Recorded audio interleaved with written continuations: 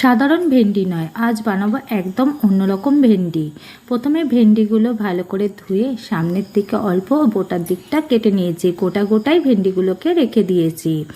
Mixer জারে তিল ও পোস্ত শুকনো করে বেটে নেব, এতে বাটাটা ভালো হবে। তারপর অল্প একটু জল দিয়ে পেস্ট বানিয়ে রেখে দিলাম। কড়াইতে সামান্য তেল দিয়ে ভেন্ডিগুলোকে দিয়ে তার মধ্যে সামান্য হলুদ আর নুন দিয়ে ভেন্ডিটাকে ভেজে তুলে রাখলাম। একই তেলে শুকনো লঙ্কা, কালো জিরা ফোড়নে হলুদ গুঁড়ো ও সামান্য লঙ্কার গুঁড়ো দিয়ে একটু কষিয়ে নিতে হবে। তারপর টমেটো, কাঁচা লঙ্কা বাটা দিয়ে ভালো করে কষিয়ে নিয়ে সামান্য জিরের গুঁড়ো, ধনের গুঁড়ো, পরিমাণ মতো নুন দিয়ে ভালো করে আবারও কষিয়ে নিতে হবে। মশলার তেল ছাড়লে তার মধ্যে তিল আর পোস্ত বাটা দিয়ে কষিয়ে নিয়ে ভেজে রাখা ভেন্ডি, সামান্য পরিমাণ চিনি দিয়ে আরও কিছুক্ষণ ঢেকে রান্না করলেই তৈরি হয়ে গেল দারুণ সুস্বাদু তিল পোস্ত ভেন্ডি।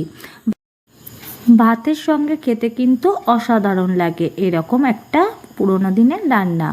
ভালো লাগলে আজকের রান্নাটা লাইক আর সাবস্ক্রাইব করে পাশে থাকবেন।